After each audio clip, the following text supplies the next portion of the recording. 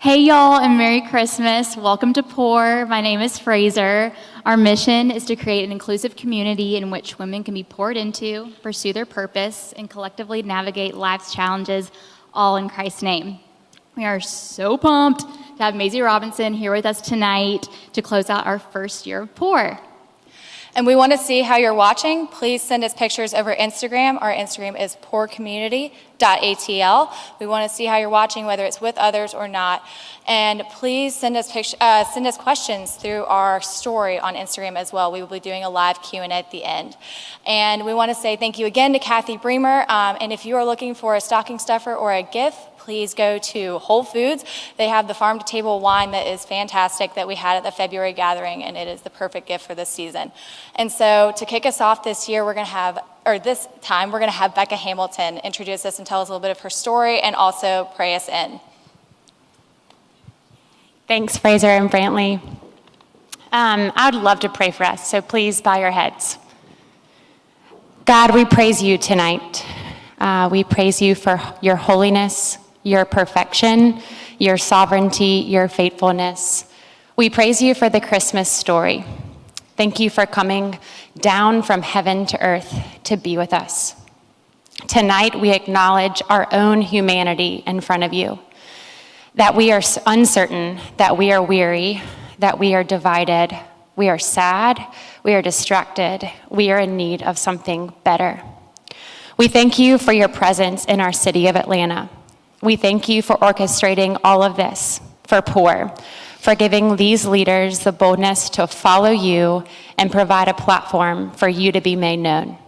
A welcoming place where women can gather, although virtually, to hear more about female leaders living and working for you.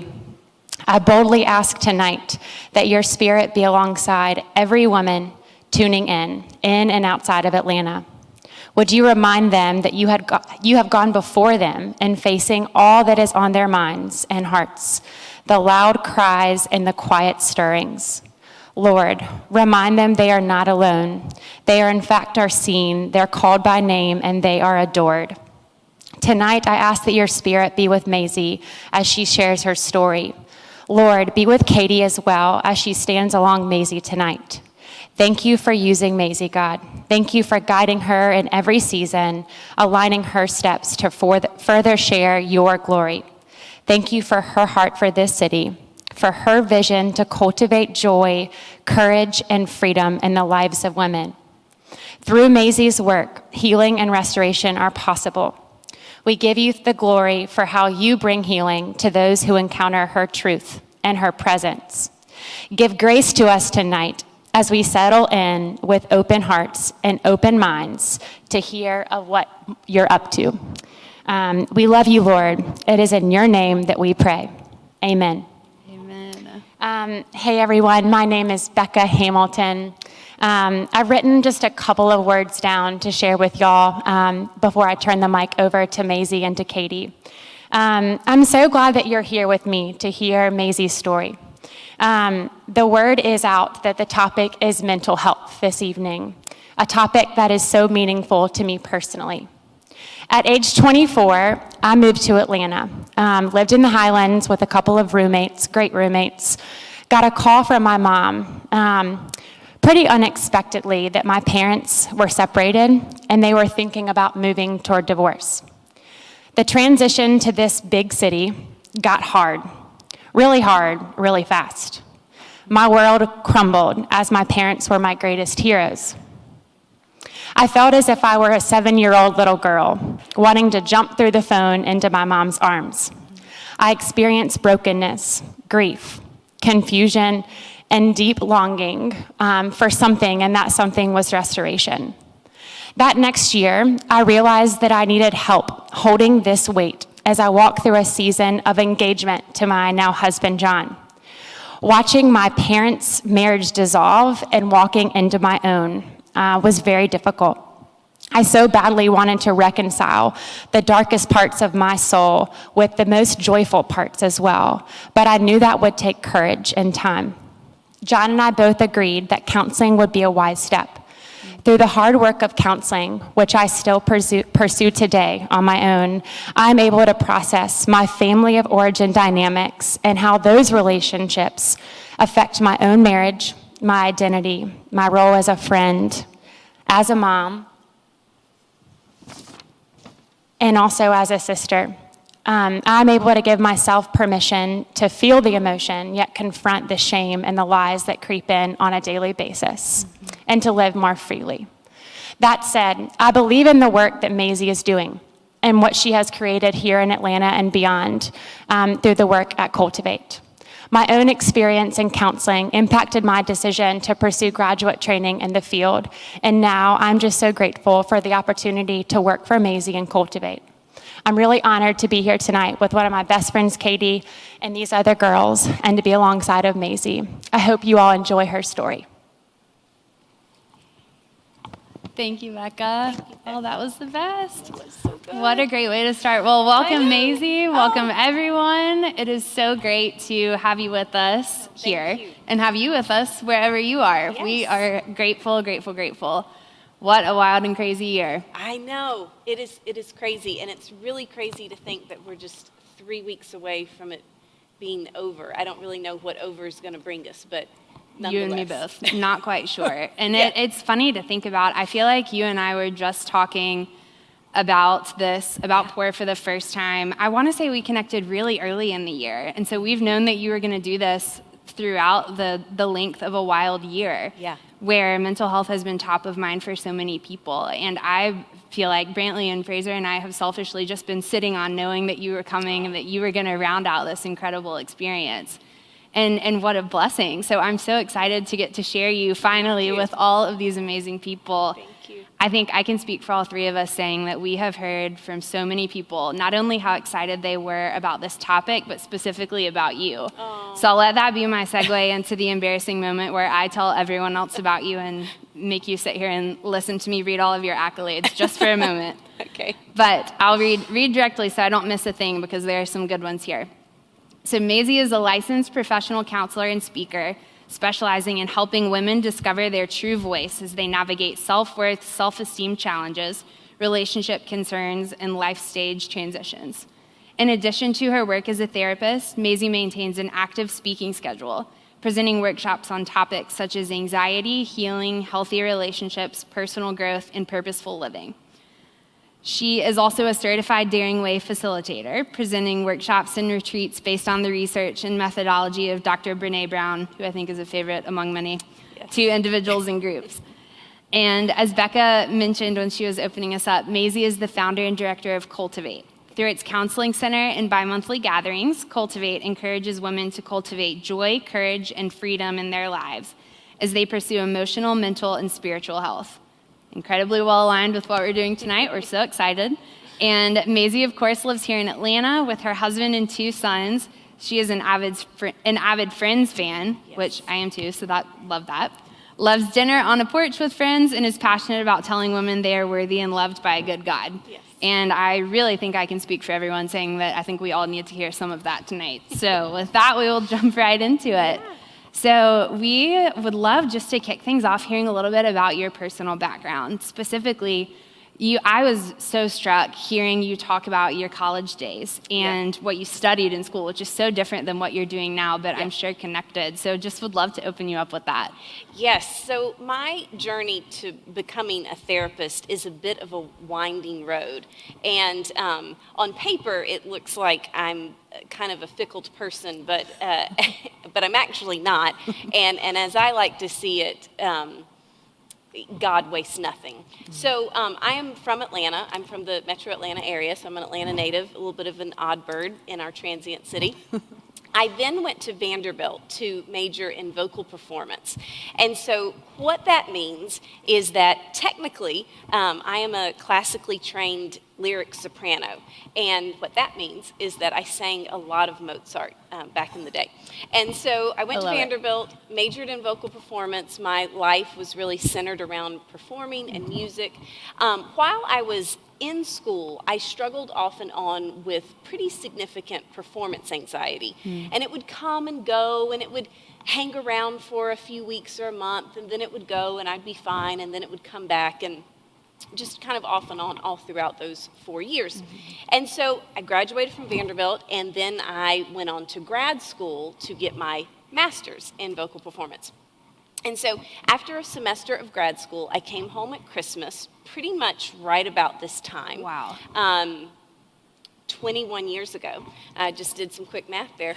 I came home right about this time, and I was just kind of a mess. I was completely burned out. I was depressed. I was anxious. I couldn't eat. I was miserable. And I told my parents I didn't want to go back to school, and I wanted to leave music. And I didn't want to sing anymore. I didn't want to do anything in music. I just wanted out. Wow. And my parents, their first response was, well, we think you should go back. We think you should finish the As degree. parents do. As parents do, yeah. And I was like, okay. And so then a few days later, my dad came home from work, and I can still remember I was sitting in my parents' living room in my dad's navy blue chair, and he walked in the door and he said, you know, I've been thinking about it. You have no marketable skills. And I was like, I as know. dads do. I know. The world does not care that I can sing Mozart. It doesn't translate to a lot. And so he said, there's no point in you finishing this degree. You can come home, but you need to figure out what you're going to do with your life. And I was like, done and done. And so a few days later, I went back down to Tallahassee because I was at Florida State, and I went back down to Tallahassee. I withdrew from school. I moved out of my apartment. I moved back to Atlanta, moved into an apartment, and enrolled at Oglethorpe in their teaching certification program because I thought, well, what is the opposite of wanting to be an opera singer? A high school history teacher. Perfect. Yeah, exactly. That is a steady job. I will always have health insurance. It is not this pie in the sky opera singer stuff. And so I enrolled at Oglethorpe in their teaching certification program to get my teaching certificate in secondary social studies. And I ended a 4-year, very unhealthy, emotionally destructive relationship. And all of that happened in 10 days. And so in 10 days, my entire life, except for my name, changed. I left music, I left this relationship, and I really started a new chapter. And so I started school, and when you get certified to teach a subject in high school, you essentially have to have majored in that subject to get certified. Oh, wow. So with my big fancy Vanderbilt degree, I was starting all over. Literally Psych 101 with 18-year-olds. And so it was a real growing season. I'm sure. there for me. But in that next year, I was in school and I was taking my classes to get my teaching certificate. And that next year was a really huge year in my life because it was a year of incredible growth and growing pains and healing, particularly from this relationship. And that year was just really a year of trying to heal and grow. And this is what age at this point? Early I was 20s? Yeah, I was Mid-20s? 22. Okay. Yeah, so I- very early 20s. Yeah, I was right out of college. I was 22, 23. And it was a hard year, but looking back, it was a good year because of all the healing that took place. And so at the end of the year, my advisor emailed me, and she said, I was looking through the paper. That tells you how long ago this was. I was looking through the newspaper at the classifieds. I don't even think they have those anymore. Oh, the true newspaper. The I assumed true- it was a school paper. No, the the true, actual like, newspaper. Love it. newspaper. I was looking through the newspaper at the classifieds, and Marist has a job opening in January. wow. One of their teachers must be going on maternity leave. She said, you should apply for the job. You can practice answering questions, because I'd never had a job before. And I was like, That's yes. so ironic now, looking back on it. Practice answering questions. I know. I was like, yeah, I should apply for the job. I can practice answering questions. So I sent in my resume, and they asked me to come in for an interview. I went and bought a suit. It was my first suit.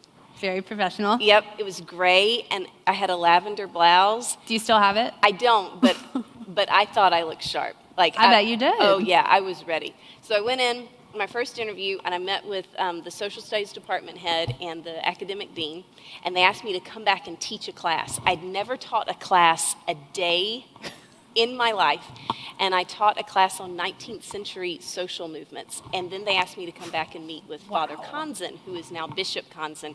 And so I went in and met with Father Konzen, and I had never seen a priest in person, like in real life. And so and Father Konzen, Bishop Konzen, is just the dearest man in the world. And the entire interview, I just sat there like looking at him like, what is your life like? And where do you live? And who do you hang out with? And what do you do? I was so like mesmerized and distracted by him and intrigued by him.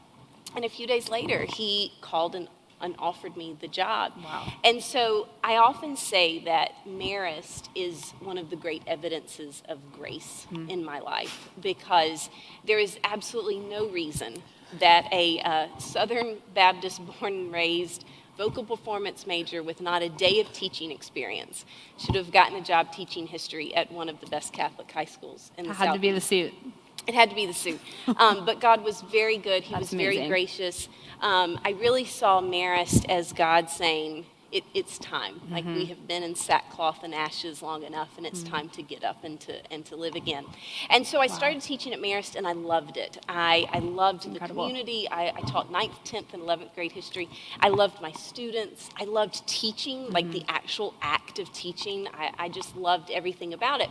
And so fast forward a handful of years, and I was checking my email in between classes, and I received an email from one of the school counselors, and she said, so-and-so is about to come into your class, and if he seems distracted, please don't say anything. His family is doing an intervention with his father tonight, and his father will either have to move out or go to rehab. Oh, wow. And my very first thought was, this kid doesn't need to hear about World War II, which is what I was lecturing on that day. And my second thought was, I think that I could do more.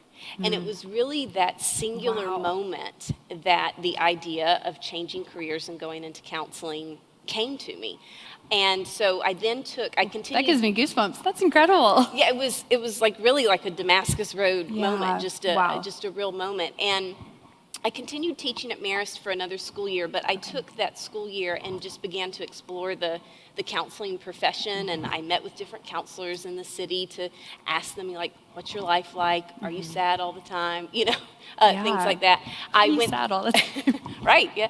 And I went through Stephen ministry training here at Peachtree, actually, and because I thought, you know, I need to figure out if I even like listening to people before I totally turn my life upside down. And I love Stephen ministry training. I love Maybe will you tell us for a second what that is? I'm actually not sure that I'm familiar with it. The Stephen Ministry is a lay counselor program that churches like Peachtree have, and you can go through a 3 or 4 month training program to become a lay counselor. Oh, wow. And once you become a Stephen minister, you are then assigned a care receiver, and you meet with them on a weekly basis, and you get to walk with them through their whatever chapter of life they're going through. That's incredible. It's a wonderful, wonderful program. And so at the end of the next school year, I found out I'd gotten into grad school, and I went into John Martin, who was my department head, who I loved and still love. And I went into his room and I burst into tears, and I told him I'd gotten into grad school and I was leaving, and so leaving Marist was really, it was such a great experience, because it was one of those experiences where I was really confident that God was calling me into counseling, but it was really hard to leave Marist. I'm sure. And leaving something good for something that you know is going to be great, I feel like it's such a hard life calling. Right, and leaving something good for something that I really didn't even know how it was going to pan out. Like, it was just a total leap. Easy to look back on it now and know that it was the right thing to do, but so well said. Yeah. And so I went to Georgia State, got my master's in counseling, and I knew all along I wanted to specialize in working with women. And I worked at a couple of different treatment centers in the Atlanta area. I worked at Lifegate Counseling Center for a number of years. And then in 2013, I took my next leap of faith, and I left Lifegate and started my own practice. And I see, as you said, I see women, and I get to do fun things like this and speak to wonderful groups like POUR, and and we are so blessed by it. It is so exciting, and it's so neat. You and I talked a little bit about this. It's so incredible to be able to reflect on all of those years and all of those changes and kind of see the full tapestry of it. Yeah. I think with the community that we have right now, a lot of those changes are happening, or those callings are being heard, Yeah. and maybe they're being listened to, or maybe they're kind of being filed away. And I love the way that you stitch everything together, and it just makes sense in this perhaps disjointed feeling way at the time. But looking back on it, it seems like you could draw on what you studied in school.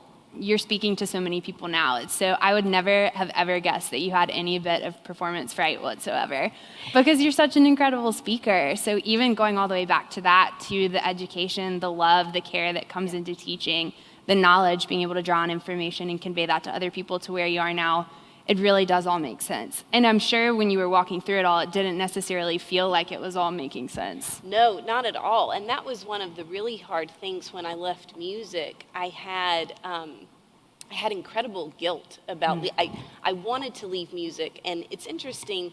I definitely am a hindsight person, and I obsess over things and ruminate and replay, kind of like everybody. Me too, which is probably why I asked you that question.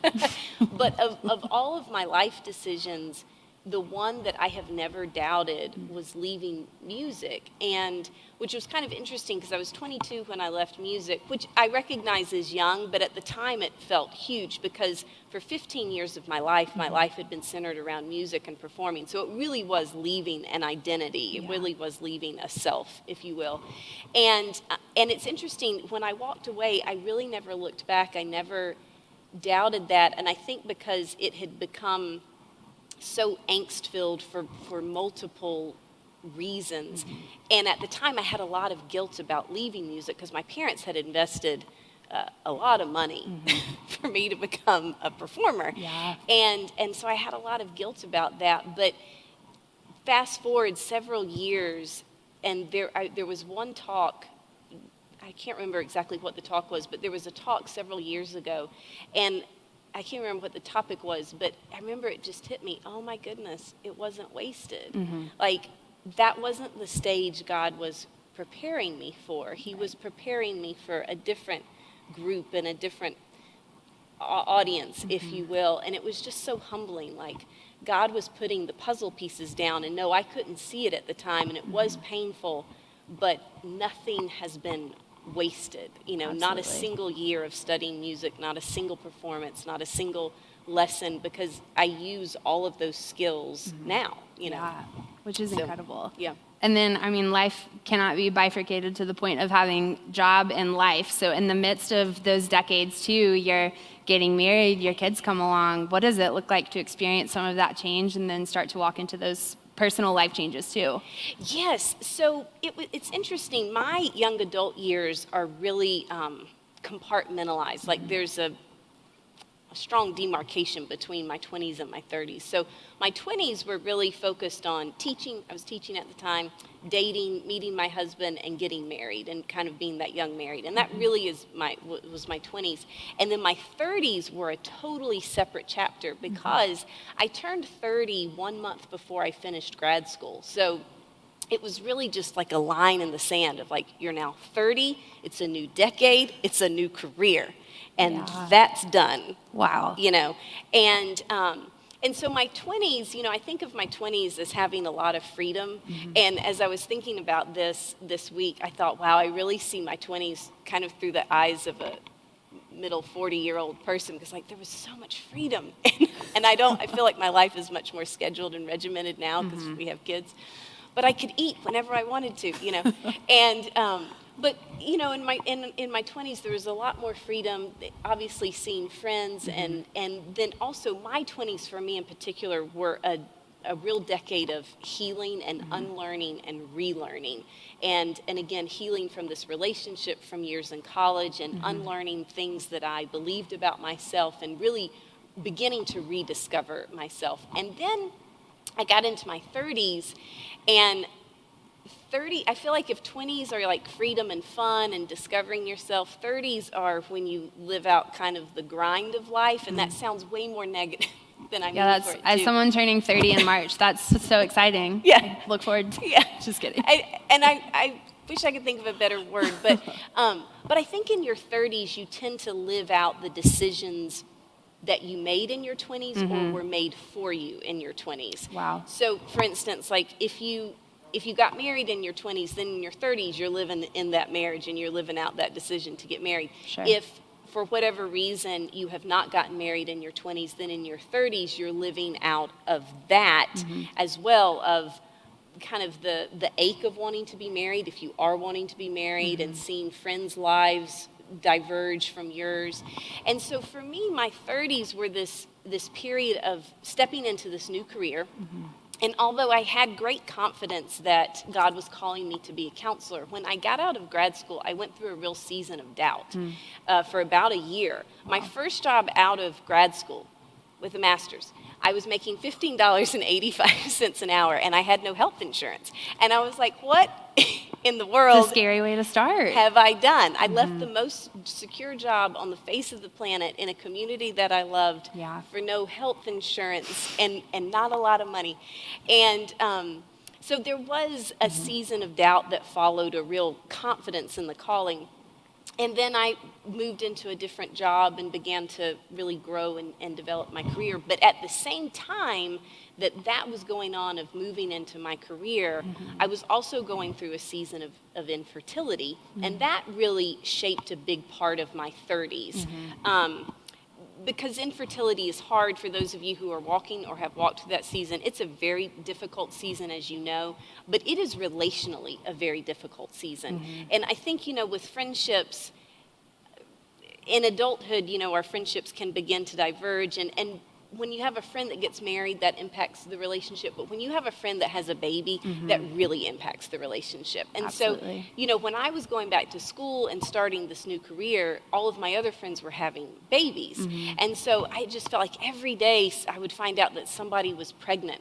And I would just like, well, there goes another. Like, they're just dropping like flies. My friends are just dropping. And that's the way that it felt. Like, it was a real feeling of being left behind. And yes, there was the ache of wanting to have a baby, but relationally there was the feeling of being left behind. Absolutely. That was very painful. And I remember one time I was speaking at MOPS here at Peachtree, and Which all is of mothers of preschoolers, and so it's for women, young moms.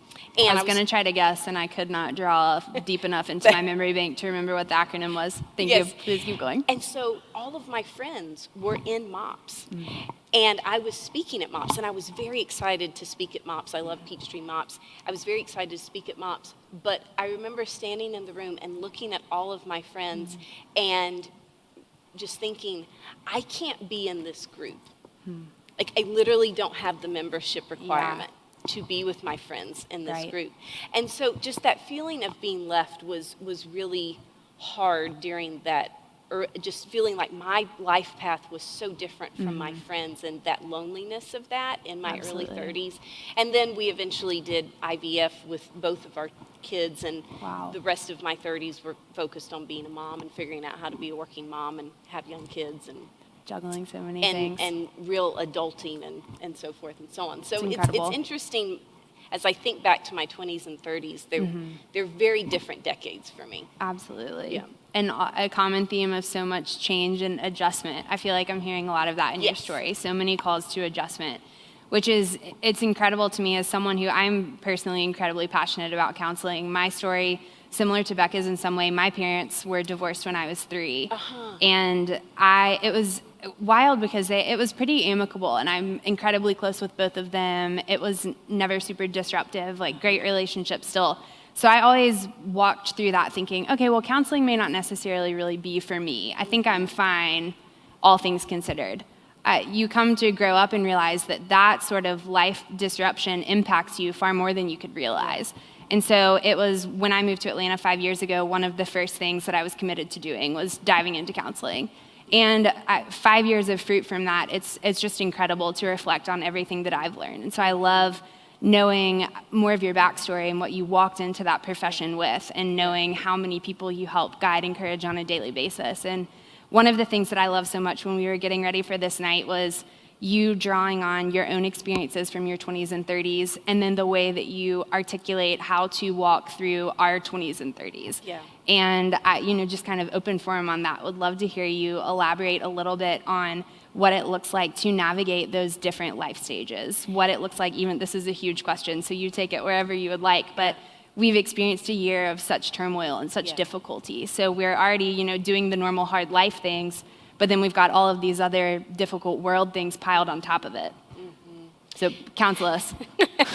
Yeah, I think that's a really good question. Like, how do we navigate young adulthood? How do we navigate 20s and 30s on top of how do you navigate a really hard year? Mm-hmm. And the thing that comes to mind first is to use this opportunity as much as you can to grow. Mm-hmm. And I don't mean that in kind of a Pollyanna silver lining way, but your 20s and your early 30s can be a real opportunity to begin, like I said a second ago, to begin to unlearn and relearn some things, to begin this journey of rediscovering ourselves and coming back to that true self.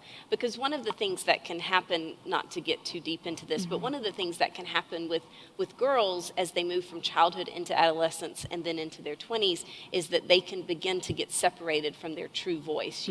I want to be low maintenance. I want to go with the flow. I want people to be like the cool me. girl.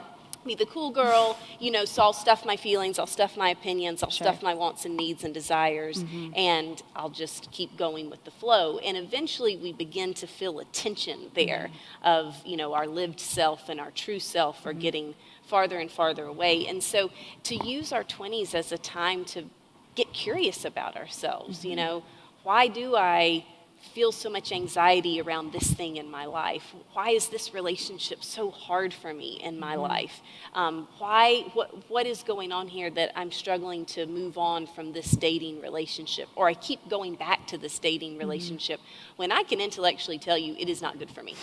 But I keep taking my bucket back to the well just to see if the water's a little sweeter this time, right? And so just using these years when, if I can just call a spade, you have more free time than you might later on in life to really get to know yourself and to learn and grow. And this sounds cheesy, but to read as many books as you can and to take the opportunity to go to counseling and to just begin this journey of who am I and the things that I believe about myself. Do I really believe them about myself, or do I believe them because somebody has just told them to me my whole life? Like, am I really bad at math, or is it just because somebody told me I was bad at math? That's a very minimal example, but that's a good one. Hopefully. And so resonates. Yeah. But yes, just using this time to develop that self-awareness, I think, can be really helpful, because then that's going to bear good fruit when you do date, when you do get married, if you do have children. That self-awareness of what am I thinking, what am I feeling, and how is that coming out in my behavior, it just enriches our life. Life is better when we're self-aware. Absolutely. And incredible that we have, our struggles and difficulties are multitude this year. And so we're doing all of that in normal life, and then layer on top of that all of the things that we've experienced. And I personally was so struck when you and I talked about the concept of how we walk forward into a new year with probably a lot of expectation for change. And you just really lovingly, I think, reminded me, and I would love for you to remind everyone too, that just because our year is rounding out doesn't necessarily mean that some of our circumstances are going to round out with it. And I think the check of what good can we glean? What does it look like to look for that in this year? And how do we step into a new one with some of the growth, perhaps some of the lows that we've experienced, and make it a really good one? Yes, and I think a lot of people are kind of struggling with, well, what do I do? There are only 3 weeks left in this year, but is January 1st going to really feel that much different than December 31st, Because I think, in normal years, we're just like, if I can just get to January 1st, it's a new year, it's a new start, I can turn the page. And we can turn the page, but it's different this year because everything's different this year. And so one of the things that I've been thinking about just in my my own processing of this year is it is important to name what we've experienced this year. At the end of any year, it's important to reflect and to name the hard things, to name the things that you're proud of. Like, I did that. I pivoted there, and that was awesome, you know. Or to name the things that you regret. Like, I wish I had navigated this a little bit better during COVID. And then to begin to look forward to the new year, because the thing with COVID is we have no end date, and that's as humans, we're wired for finish lines, and so to not have an end date is very unsettling for us. And so it's really this question, you know, a way to phrase it is, if nothing in my life changes, if my life stays exactly how it is in terms of the external circumstances, COVID, I'm working from home, I'm having to wear a mask everywhere, I can't travel as I'd like to, what are the things that I can control in my life? Where are the areas that I want to grow in 2021? Where are the areas that I need some healing?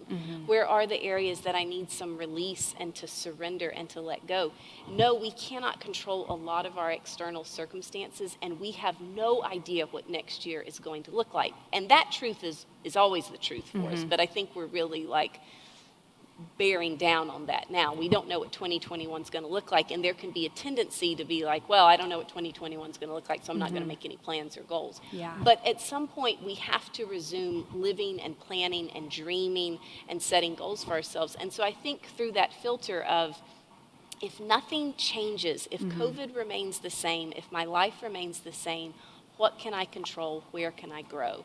Is a helpful way to think about this year ending and moving into next year. Absolutely. I love that. And when we were talking about it too, I'm going to selfishly ask one more of my own questions and then go to the questions from the audience. But I think one other thing that you said in the context of that when we were talking was, it's important to not do that alone. Yeah. Be it navigating, you may be in different life stages, but friendship is so incredibly important. And what it looks like I'm kind of jumping back a little bit, but what it looks like to strengthen those, as you alluded to in telling your own story, when you were in kind of a different life stage than perhaps some of your closest friends, the importance of those relationships and that maintenance, it mattered. And I feel like that's so critical to a year that can feel so isolating and difficult. Even if you have people at home with you, still it can feel very lonely sometimes. You need friendship, you need relationships. What advice or thoughts would you offer on that front? Yeah, I just completely agree with that. You know, even if you are in a house with 8 other people and you're like, I'm never alone, you need those friendships. We're wired for connection, we know that. And we need those friendships that we can be vulnerable with, that we can say, I'm having a bad day, and no one tries to correct us or to remind us of all of our blessings. I know I have a lot of blessings, and I'm having a bad day. Both of those things, both of those things are true and equally true in my life. Absolutely. And so, having those friendships that you can be honest with one another without correcting one another's feelings, without trying to cheer each other up, but just giving space, like, yeah, it's a tough year, it's a tough day, it's a tough week.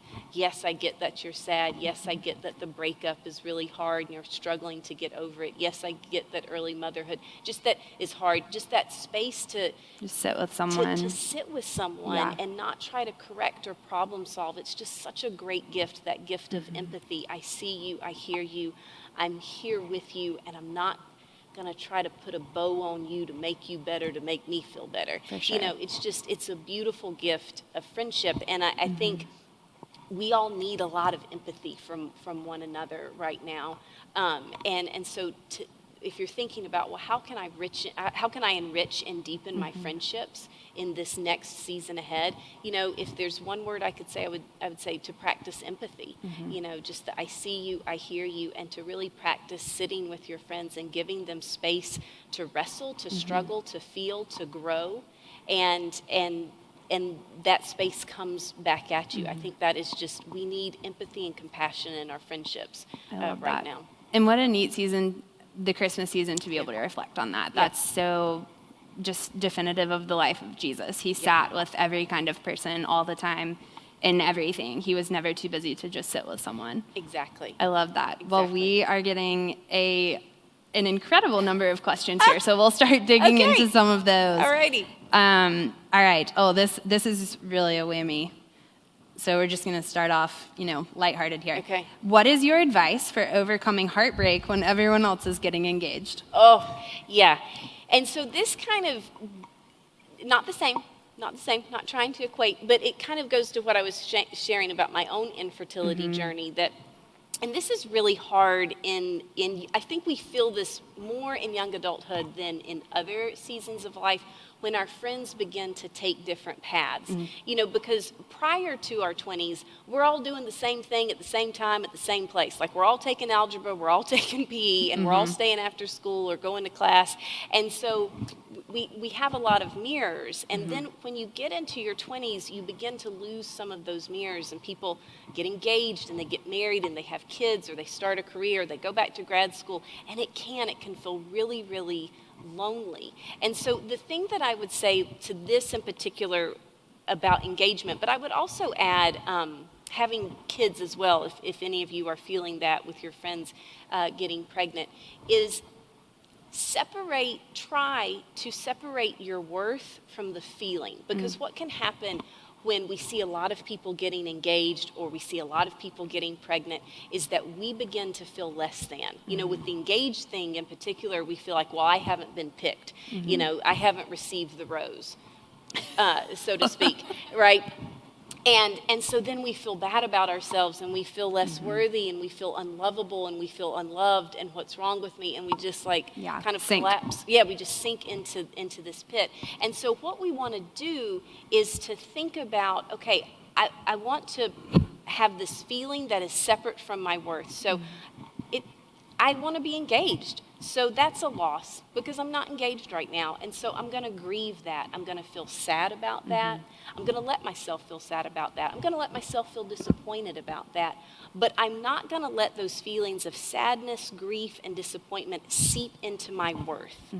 I can still feel worthy. I can still feel loved and lovable. I can still believe that I am a beautiful creation from God, and feel sad and mourn and disappoint that this has not happened in my life. And so really working to separate, to protect. I almost think of it as putting a fence, to put a fence around our worth, our grace-infused worth, and still feeling the feeling, but not let the feeling honestly seep into shame and try to taint our worth, if that makes sense. Absolutely. I think that's a great answer. And this one sort of builds on that a bit. But what is some of your best advice for dealing with the feeling that you're being left behind?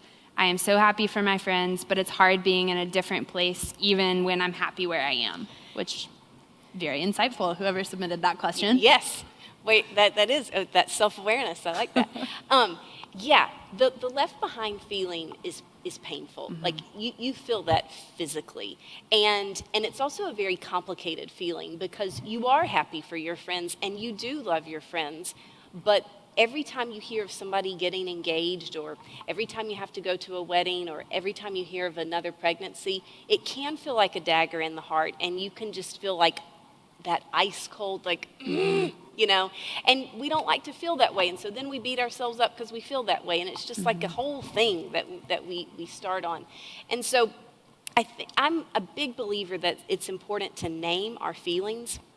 And so to have a person in your life, or to have a space in your life that you can name these feelings, like, I'm feeling left behind, I'm happy for Sally that she's engaged, but I also kind of want to claw her eyes out, and Sorry, Sally. Yes, Sally. But giving yourself permission to name both things. And again, it goes back to this idea of grieving, of mourning, that which we want and desire, but we do not yet have. Yeah. And so I think it's really important to have a safe space that you can name that and not feel any judgment. No one tries to correct you. Well, you shouldn't feel that way about Sally. It's going to happen for you. Yeah. To just have space to sit in the feeling, talk about the feeling, and not have your feeling corrected can be incredibly helpful when you're navigating this left behind feeling in friendships. Absolutely. And I think, and then we'll go back to these, but building on that a bit, I feel like it'd be important to hear too, the flip side of that. When you're the friend offering encouragement to that friend who might be feeling left behind, what does it look like to do that well? Oh, that's a good question. That's a good question. And I think that goes back to what we were saying about empathy. So we want to empathize with our friends, not correct our friends. And, you know, I bet wedding season kind of sucks, doesn't it? You know, name their feeling, empathize with them. I love that. And be careful that you're not being the cheerleader. You know, people want to be heard. They don't want to be fixed. And your friends want to be heard. Your friends want you to acknowledge that it's hard for them that they are sitting at the singles table for the 8th wedding in a row, and you're at the front of the church. And so that acknowledgement of, I know this is hard, and I know you probably don't want to be at this table, but I really appreciate you're here. That acknowledgement, that empathy, without trying to cheerlead them, fix them, or put a bow on them. Absolutely. Because, just side note, we don't like to be cheerleaded along. Definitely. Yeah. There's a time and a place for it, and it's not always. That's right. I love that. All right, this I think is a great question too. How do you incorporate building up or fostering your own mental health into your marriage? Oh, yes, that's a good question. And this goes back to, you know, just that self-awareness and your own personal journey, and really seeing it as, I am constantly growing. Like, growth, we never arrive, you know? And if you struggle with perfectionism, that can be a bit of a reframe that you have to digest, because we can tend to think like, oh, I'm going to work on this and I will be all better. Finish line, right? Yeah. But personal growth and self-awareness and self-development, it's just an ongoing process, because every stage of life is different. What you struggle with in young adulthood is very different, or is different than what you struggle with in midlife. And so we just want to always be growing. We always want to be developing that self-awareness of, how am I thinking? What am I thinking? How am I feeling? How am I projecting that? You know, in marriage, what can happen is we can project a lot of stuff, you know? So I project my anger. I get mad because a glass gets left on the counter, but I'm really not angry about the glass. And so it's having that self-awareness to be able to pause and to go, okay, I'm really angry about the glass. Like, I'm ready to go to war over this glass on the I'm sure counter. that is incredibly relatable, be it your child, your spouse, your roommate, Right. any number of people. And so, okay, let me take a breath. Let me take a pause. Anger is a secondary emotion. So let me dig into this anger. What I mean by that, anger is a secondary emotion, is there's always something underneath anger. So when we're angry, we're either sad, hurt, anxious, or fearful, or we're feeling insecure. Okay, so let me dig deep. So right now, I'm angry. I know that I'm angry, but I'm also feeling really anxious. So instead of tearing my spouse's head off because he left the glass on the counter, which would make me feel better in the moment, Absolutely. instead of doing that, I'm going to pause, and I'm going to come back to him, and I'm going to say, I'm feeling really anxious today. Working from home, I think I've just hit a new low with it, and I'm feeling really anxious. I'm really sad about the holidays. I want to go to church. I want to light some candles. I want to be crowded in a pew. I want to go to a Christmas party. I want to sweat because there are too many people in the room, and I'm just feeling really anxious and sad today. And that's why I got mad about the glass. That self-awareness, that pause, and then sharing what we're actually feeling and thinking. Yeah. And that requires us to do work on our own to then bring that into the marriage. Absolutely. This is, again, going off script, but I would think that maybe a couple would be interested in hearing this. To that end, it seems like there's probably always a place for counseling in life. Yes. So, and I shared a little bit of this in my own story. I very much would have categorized myself as someone who had sort of written off counseling, didn't think it was something I needed, didn't think it was something that was for me. And there are probably plenty more people like that, or some who are interested but don't really know where to start. What might you offer to people in either of those categories, or anywhere else on the spectrum of, is counseling for me? Yeah, well, I will say I'm a little biased. I think counseling's for everybody, but... I do too. I'm not biased. But I am a therapist. But I think counseling is for everybody, because counseling, you know, we tend to think of counseling as, we go to counseling because there's something wrong. And yes, we sometimes go to counseling to heal whatever may be wounded inside, but counseling is really about growing and, again, deepening this self-awareness and becoming more of who God created us to be. A counselor is a companion on the journey who can, you know, point things out of like, I wonder if you've ever noticed this. They point things out. And so counseling is really for everyone. So if there are things, if there are stumbling blocks in your life that you keep tripping over, that would be a great thing to go to counseling and to discuss. Yeah. I think on a more serious note, particularly with 2020 the way that it is, and COVID, and this whole experience is impacting our mental health. A lot of people have asked me, well, how do I know when I need to go to counseling? There is kind of like counseling's for everybody. It's great. It's personal growth. But how do I know when I need to go? And so what I often say in those instances is to look at three things: frequency, duration, and intensity. So whatever you have been feeling recently, if you've been feeling angry or sad or anxious, to kind of go through those three items. Am I feeling angry more frequently? Am I feeling sad more frequently? Am I crying more frequently? Is the duration of these anger spells, these anxiety spells, is that increasing?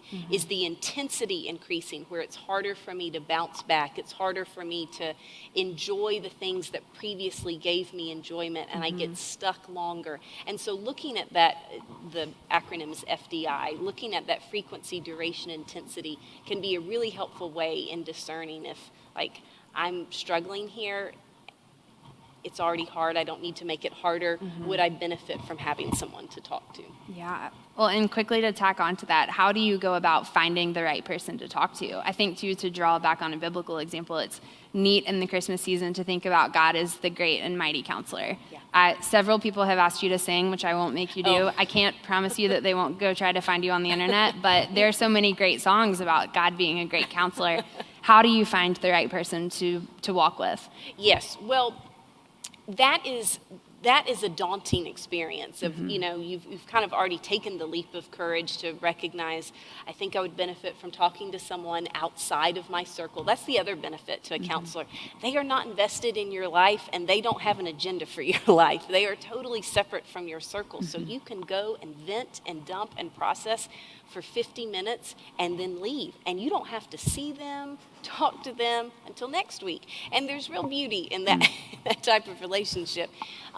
But obviously you can Google, but that's a really overwhelming experience. So I really encourage people to ask friends. If you have friends who you know have been in therapy or are currently in therapy, ask them who they go and see. Yeah. And you can also contact pastoral care ministers at churches in your city, in your area, because they have referrals out in the community. And so those are always my two go-to recommendations. Ask your friends and ask pastoral care ministers. And if you don't want to go to the same therapist as your friend, which is totally understandable, you can still contact that therapist and say, hey, Sally is seeing you. I would like to start seeing a counselor. Do you have any recommendations in the area? And they will be happy to give you some. I love that. Yeah. I think that's great. So it's really a journey, but a great one. Yes. All right. How do you balance the profession of counseling, of walking alongside people, offering thoughts, offering sometimes answers, and pursuing Christ? Ooh. Kind of a doozy, but I'm sure you're going to be great at answering it. Yeah. They have to be done simultaneously. For me, counseling is such a calling. It is so connected to my faith and my spiritual life, and because counseling is so beyond me.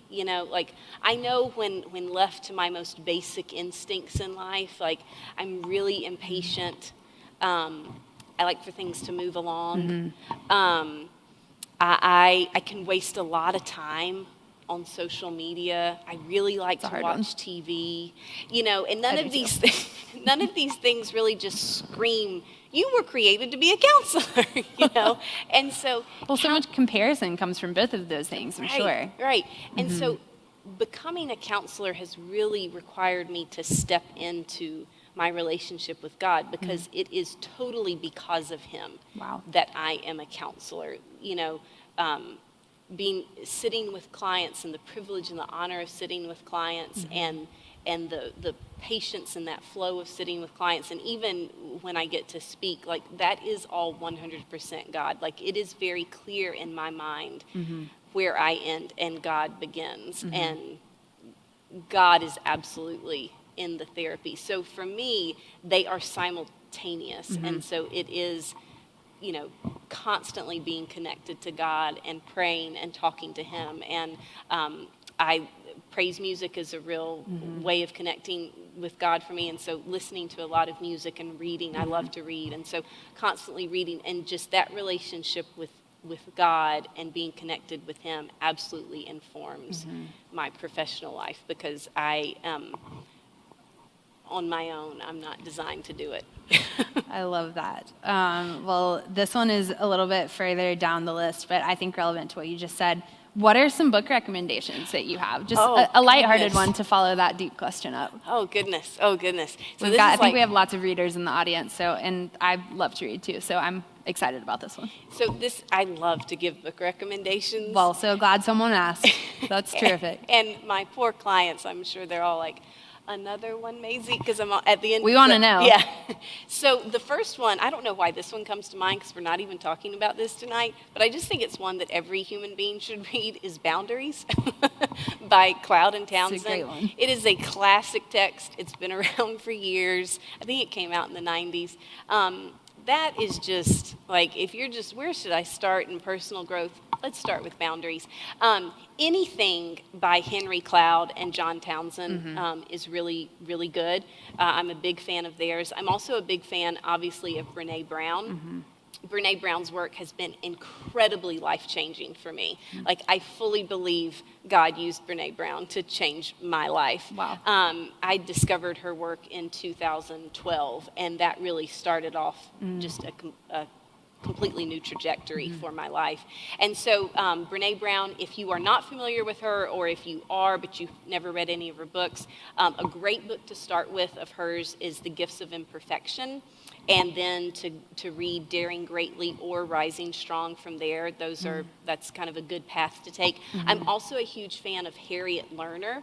She is a psychologist who specializes in working with women, and she has a whole series of books called The Dance of Anger, The Dance of Intimacy, The Dance of Connection. All of her books are incredible, and she so understands women's mental health and women's psychology, and she just has wonderful, wonderful things to say. Those are kind of my go-to book authors that I like to recommend. Well, that's a small library, so it gives us somewhere to start. That's perfect. I love it. That's so wonderful.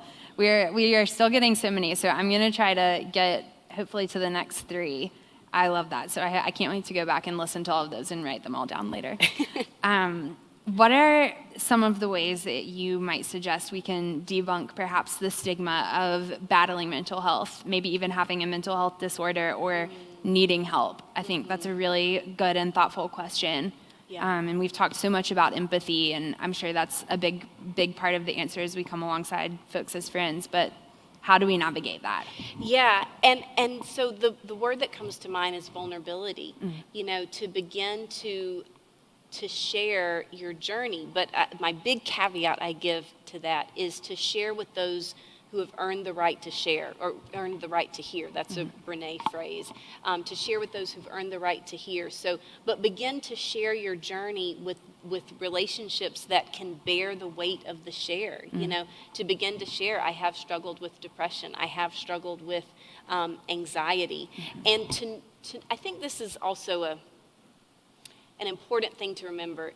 People may judge you for your struggle, but that doesn't mean that your struggle is wrong. People's judgment of your struggle says much more about them and the lens through which they see the world and their own struggles than it says about you. Years ago, I would often share my story, which had a lot to do with this relationship in college. And I remember somebody asked me, are you afraid that someone would judge you for your story? Because it's a very messy story. And I thought, no, because if they judge me for the story, it's kind of too bad for them, because I'm living the blessing of the redemption of the story. Absolutely. And they missed out on hearing the redemption. And I don't mean to say that in kind of a puffed up way, Sure. but I think we do have to recognize that people are going to judge us, but their judgment comes from their own discomfort and from their own limited vision. And your mental health struggles, your mental health journey is what makes your story unique. God is not going to waste that pain. God never wastes pain. He redeems all pain. He recycles all pain. And if you can find the courage to begin to share your story with others, your story is going to be the light that somebody else needs to begin to light their path to reach out to help. To reach out for help and reach out for support. And so it is so important that we share our struggles, because we really do serve as lights for one another, and to free ourselves from that fear of judgment. Judgment hurts and it sucks, but it is much more about that other person and not about you. Absolutely. I love that. That is coming from a place of strength with your vulnerability and your empathy on both sides. That's wonderful. I really like this question. Someone wrote, often as women, we try not to take up too much space, lose ourselves in serving others. Do you have any tips on how to prevent that from happening? Yes. So this is one of my favorite things to talk about. Perfect. Yeah. So yes, I totally agree with whoever answered this question. I think one of the myths that we buy into as women is that it is better to be low need, low maintenance. It's better to be small, both literally and figuratively. It's better to have small emotions, to have small needs, to have small opinions, to have small thoughts, to have small dreams, and to not take up too much space. But that is not truth, and that is not who we were created to be, and that is not how God designed us to be. We really have to begin to digest the truth that we were created for space. And I'm a very visual person, and so one of the images and one of the mantras that I often say to myself is to take up your space. And so I'll just tell a quick story, and hopefully this will illustrate what I'm saying. So back when I sang, and classical music is big. It's big music, and you have a big voice, and it's big music. And so you want to be expressive, because it's just you, when you're a vocalist, it's just you and the piano on the stage. So you want to fill the stage. And so when I used to sing, I would do this weird thing with my arms. I can't wait to see it. Where I would do this. And, when I was gesturing with the song, rather than like fully extending my arms and taking up the space, but on stage, and it was very subconscious, and I didn't even know I was doing it until finally one of my teachers said, "What is this? This looks odd. What are you doing?" And I was like, I don't even know, but this feels very vulnerable. This feels very exposing. This feels like, oh my goodness, it's too much. And so it is something that even now when I speak, I have a habit to do this, don't want to take up too much space. And I will, as I'm speaking, I will tell myself, take up the space. Wow. And so, just reminding myself, and it's a physical thing, but just reminding myself to extend my arms. And that's a mantra that I'll tell myself when I'm feeling like small and insecure and feeling vulnerable, is to remind myself to take up the space. And so it really is beginning to let go of that lie that small is better, and to digest the truth that we were created for space, and God created a space just for you. And so take up your space, if you will. Yeah. Oh, I love that. Take up your space. Yes. I think that's great. I think we have time for one more. They continue to ask you to sing, which I'm not going to make her do that. We're not prepared for that. But maybe if you Google her, you'll find her online. Or we might have to have you come back for a part 2 now, because I'm sure they'd like to hear more about your relationship. And I don't think these people are going to give up until you sing.